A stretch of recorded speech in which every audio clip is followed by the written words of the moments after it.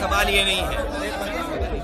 सवाल सबसे बड़ा ये है कि इस समय भारत में यार ये सबसे बड़ा महा आयोजन अगर कोई हो रहा है तो महाकुंभ का आयोजन हो रहा है, और ये काबिलियत भारतीय जनता पार्टी की है। किसी भी महाआयोजन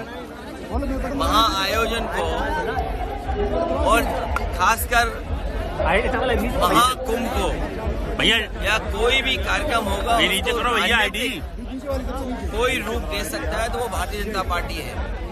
भारतीय जनता पार्टी अरे भाई किसी भी महाआयोजन को पॉलिटिकल लाभ कैसे लेना है, चाहे वो कल्चरल कार्यक्रम हो, चाहे कोई और ट्रेडिशनल फंक्शंस हो, और ये जो धार्मिक कार्यक्रम हो रहा है जिसका पूरे देश में प्रचार किया गया, महाकुंभ, भारतीय जनता पार्टी ने ऐसा प्रचार किया है कि पहले कभी कुंभ नहीं होता था। जब से भारतीय जनता पार्टी आई है तभी से कुंभ हो रहा है। और जिस सरकार ने ये कहा हो कि हम 100 करोड़ लोगों का इंतजाम, 100 करोड़ श्रद्धालुओं का, 100 करोड़ साधु संत से लेकर के जो धर्म को समझना और जानना चाहते हैं उनके लिए हम इंतजाम और व्यवस्था करेंगे। लेकिन जो सबसे बड़ा जिस दिन स्नान होता है उसी दिन सरकार की पोल खुल गई। हर दिन हम सुनते हैं कि इतने लोगों ने स्नान किया, इतने लोगों ने डुबकी लगाई, और गिनती बढ़ती चली जा रही है। जो गिनती हम लोग समझ रहे हैं वो आज के बाद शायद 65 या 70 करोड़ लोग तक पहुंच गए होंगे। ये सरकार जानबूझ करके गिनती कम बता रही है, क्योंकि 60-70 करोड़ के इंतजाम की अगर कभी स्टडी होगी, मैनेजमेंट कैसे किया, उस आयोजन को कैसे किया, अगर उसकी स्टडी होगी तो इनकी पोल खुल जाएगी। और फिर ये जो डबल इंजन कहते थे कि हम डबल इंजन की सरकार हैं, दिल्ली के हादसे के बाद, दिल्ली की घटना के बाद ये डबल इंजन नहीं डबल ब्लंडर की सरकार बन गई है। सोचो कितने लोगों की जान गई। और सुनने में ये भी आया कि जो पत्रकार साथी अस्पताल में जाना चाहते थे उन्हें फौज से रोक दिया गया, कोई पत्रकार अंदर नहीं जा सकता है। यही याद कीजिए आप, जब पहले दिन भगदड़ हुई थी उस दिन भी पत्रकार साथियों को किसी को नहीं जाने दिया अंदर, जानकारी नहीं लेने दी। जो कहते थे महाकुंभ उनका डिजिटल है, जो ये कहते थे महाकुंभ में हम ड्रोन रखेंगे व्यवस्था के लिए। बताइए, जिन्हें गिनती 50 करोड़ 60 करोड़ की गिनती आती है वो ये डिजिट, ये आंकड़े नहीं बता पा रहे हैं कि कितने लोगों की जान गई है। वो सूची भी अभी तक नहीं आई है कि वो नाम क्या थे, किस जगह के रहने वाले थे। खोया पाया केंद्र भी खो गया है। बड़ी संख्या में लोग अपने परिवार के सदस्यों को ढूंढ रहे हैं। इसलिए भारतीय जनता पार्टी को कभी ऐसे स्तरों पर राजनीतिक रूप से काम नहीं करना चाहिए।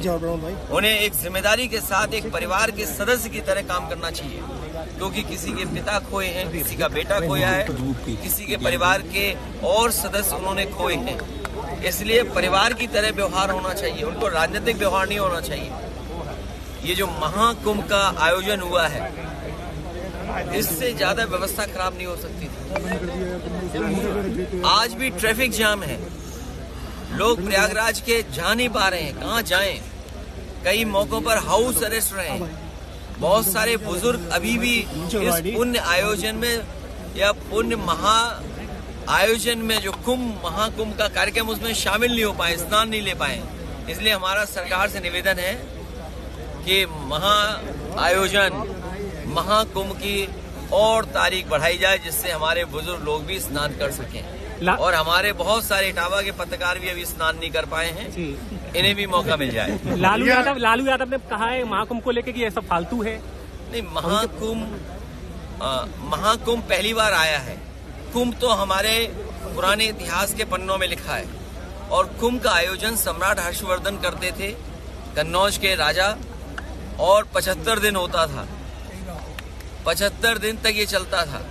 और जब सम्राट हर्षवर्धन जाते थे कुंभ में तो सभी धर्मों के लोगों को बुलाते थे, सभी धर्म के लोग वहाँ आते थे, कुंभ के आयोजन में शामिल होते थे, और दान होता था, स्नान होता था।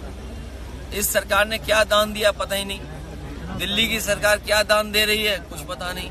हम तो मांग करेंगे कि अकबर का किला जो बिल्कुल संगम नोज पर है, वहां पर जो बट वृक्ष है या हम उसको बोलते हैं जो वृक्ष है जिसकी पूजा करते हैं, और सरस्वती नदी भी वहीं से निकलती हैं, तो कम से कम वो जो अकबर का किला है वो उत्तर प्रदेश सरकार को दान में दे दिया जाए, क्योंकि दिल्ली वाले सब स्नान कर चुके हैं। हम लोगों को भी किसी न किसी से कुछ सीखना चाहिए। इस बार हम लोगों ने महाकुंभ में जो सीखा है वो वस्त्र पहन करके स्नान करना चाहिए, यही सीखा है। भैया